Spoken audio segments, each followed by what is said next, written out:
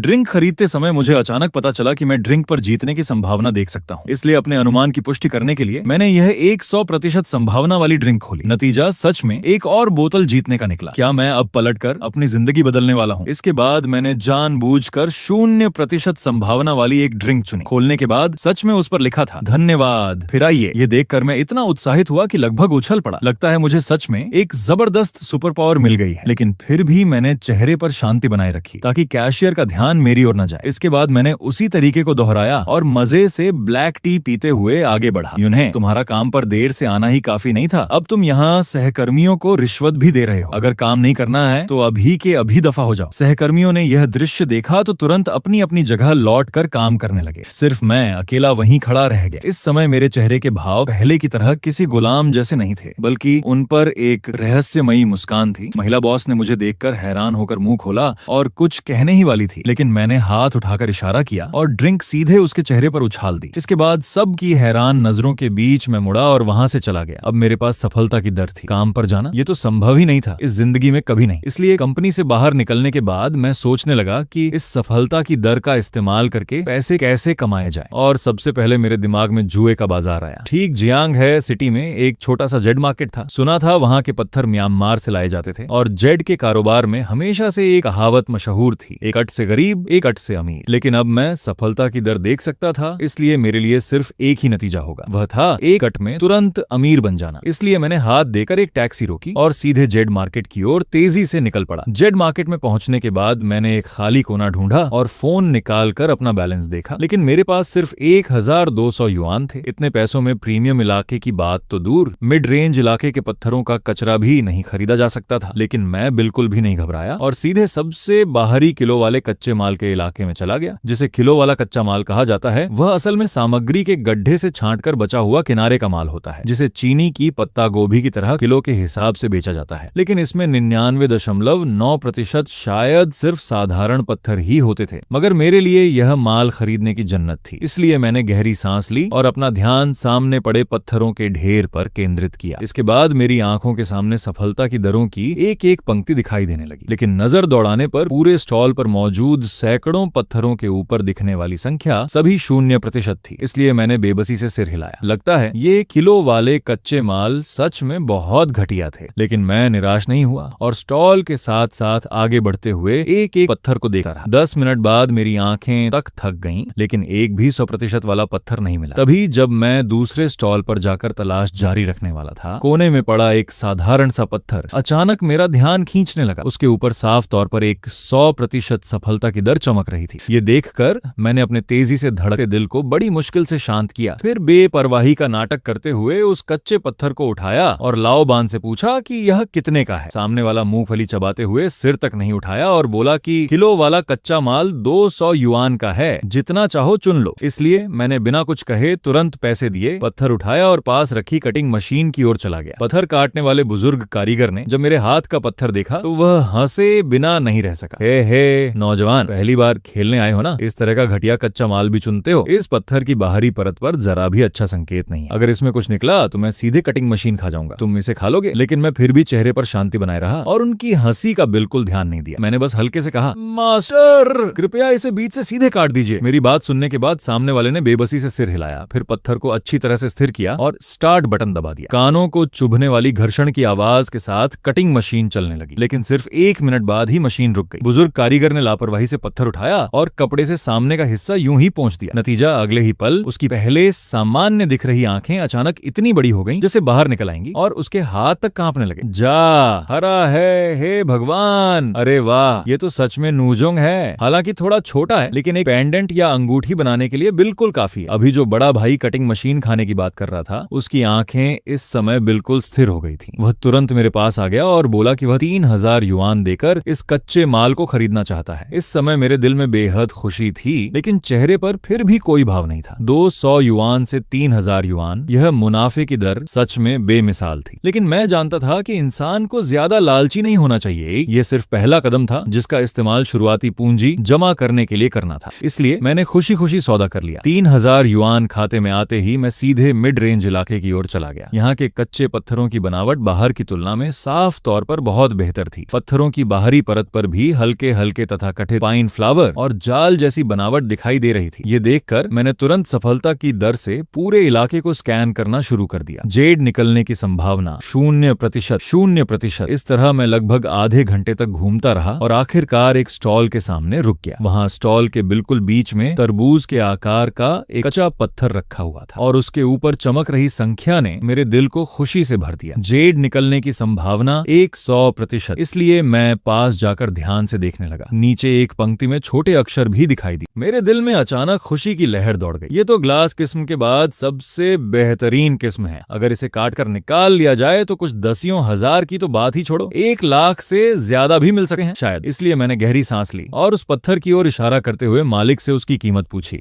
सामने वाला दुबला पतला अधेड़ आदमी था। उसने मुझे ऊपर से नीचे तक देखने के बाद मेरे साधारण कपड़ों को देखकर कहा, वह पत्थर पुराने खदान का माल है, इसकी गुणवत्ता बहुत अच्छी है, एक कीमत 28,000। ये सुनते ही मेरे दिल की धड़कन रुक सी गई, क्योंकि अभी मेरी जेब में कुल मिलाकर सिर्फ 3,000 युआन के आसपास थे। 28,000 का तो एक छोटा सा हिस्सा भी नहीं था। जब मैं सोच रहा था कि क्या पहले कहीं और जाकर कुछ पैसे जुटा लूं, तभी मेरी आंखों के कोने से अचानक उस हाई आइस किस्म के कच्चे पत्थर के पास एक लंबा सा पत्थर दिखाई दिया, जिसे मेज के कोने के नीचे लगाया गया था। उसके ऊपर भी एक पंक्ति में लिखा था, जेड निकलने की संभावना 100%, किस्म आइस नुजोंग पिया हुआ। ये देखकर मेरे दिल में खुशी की लहर दौड़ गई। सच में आसमान कभी किसी इंसान के सारे रास्ते बंद नहीं करता। इसलिए मैंने जानबूझकर अफसोस से सिर हिलाया और कहा कि 28,000 बहुत महंगा है, मैं इसे खरीद नहीं सकता। इसके बाद मैंने पैर से हल्की सी ठोकर मारी और ऐसा दिखाया जैसे गलती से उस लंबे पत्थर से टकरा गया हूँ। मालिक, आपकी यह मेज भी ठीक से स्थिर नहीं है। मुझे यह टूटा फूटा पत्थर काफी लंबा लग रहा है। इसे घर ले जाकर अपने कुत्ते के दांत घिसने के लिए इस्तेमाल कर लूंगा। कितने में देंगे? छोटे भाई, तुम भी कमाल करते हो।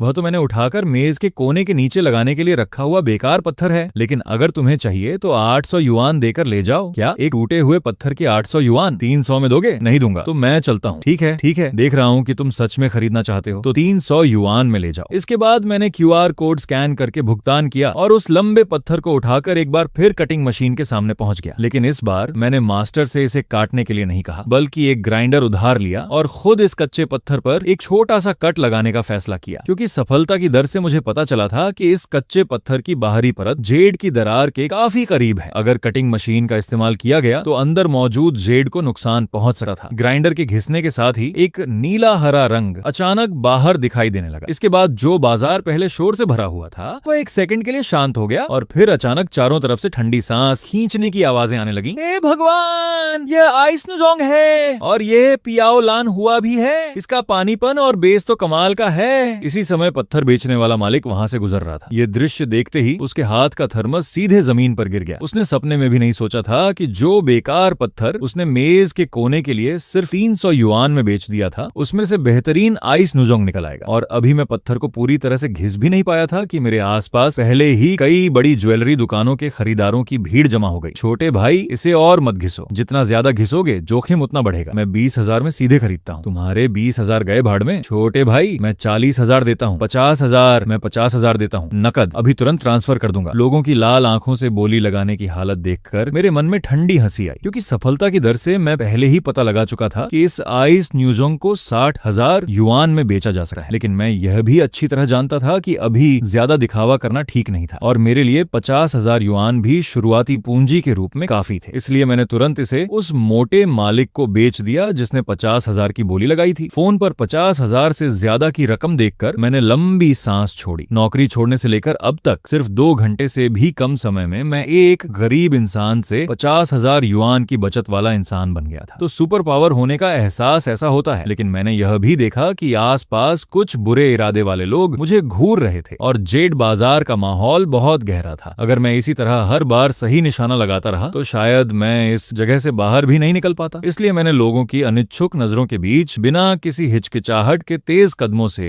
वहां से निकल गया। जेड बाजार से बाहर निकलने के बाद दोपहर के 1 बज चुके थे। इसलिए मैंने पहले कुछ अच्छा खाने और खुद को इनाम देने का फैसला किया। लेकिन जैसे ही मैं सड़क के कोने तक पहुंचा, मैंने एक लॉटरी की दुकान के बाहर लोगों की भीड़ देखी। पता चला कि दुकान में अभी अभी नई स्क्रैच लॉटरी आई थी। बहुत से लोग मेज पर झुककर ध्यान से उन्हें खुरच रहे थे और उनके मुंह से बीच बीच में पछतावे और गुस्से की गालियां निकल रही थीं। ये दृश्य देखकर मैं रुक गया और मेरे होंठों पर हल्की सी मुस्कान आ गई। जुए से पैसे तो कमाए जा सकते हैं, लेकिन इससे बहुत आसानी से लोगों की नजर लग जाती है। इसके मुकाबले स्क्रैच लॉटरी जैसी चीज में अगर इनाम निकल भी जाए तो दूसरे लोग सिर्फ यही समझेंगे कि तुम्हारी किस्मत चमक गई और सब कुछ भाग्य के भरोसे हुआ। इसलिए शुरुआती पूंजी जल्दी जमा करने के लिए इससे बेहतर तरीका हो ही नहीं सकता। लॉटरी की दुकान में जाने के बाद मैंने देखा कि मालिक ग्राहकों के छोटे इनाम बदलने में व्यस्त था। इसलिए मैं काउंटर के सामने खड़ा होकर तरह तरह की स्क्रैच लॉटरी की ओर देखने लगा। इसके बाद परिचित सफलता की दर फिर से मेरी आंखों के सामने दिखाई देने लगी। इनाम निकलने की संभावना 0%, इनाम निकलने की संभावना 0%, इनाम निकलने की संभावना 100%, इनाम 10 युआन। मैंने पूरे स्टॉल को एक बार स्कैन किया और पाया कि 90% से ज्यादा स्क्रैच लॉटरी में कोई इनाम नहीं था। बाकी में भी अगर इनाम निकलता था तो 10 या 20 युआन जैसे सिर्फ ऐसे वापस करने वाले इनाम ही थे। कोई आश्चर्य नहीं कि वे लोग सिर पर पसीना आने तक खुरच रहे थे, फिर भी किसी को अमीर होते नहीं देखा। जब मुझे लगा कि इस दुकान में कोई बड़ा इनाम नहीं है, तभी अचानक मेरी नजर सबसे नीचे मौजूद 30 युआन प्रति टिकट वाले गुड लक 10 टाइम्स वाले हिस्से पर पड़ी। वहाँ एक लॉटरी टिकट के ऊपर चमकदार 100% दिखाई दे रहा था। इनाम 1 लाख युआन। ये देखकर मेरे दिल की धड़कन अचानक तेज हो गई। 1 लाख युआन भले ही सबसे बड़ा इनाम नहीं था, लेकिन फिर भी यह एक बड़ी अप्रत्याशित रकम थी। इसलिए मैं शांत चेहरे के साथ वहां चला गया, लेकिन मैंने सीधे उस 1 लाख युआन वाली स्क्रैच लॉटरी को नहीं उठाया, क्योंकि अगर मैं सिर्फ एक टिकट खरीदकर सीधे 1 लाख युआन जीत जाता तो मालिक को जरूर शक होता कि मेरे पास कोई अंदर की जानकारी है या नहीं। इसलिए दूसरों की नजरों से बचने के लिए मैंने हाथ से उस गुड लक 10 टाइम्स वाली किताब की ओर इशारा किया और मालिक से सीधे 5 टिकट निकालने को कहा। इस तरह वह 1 लाख वाला टिकट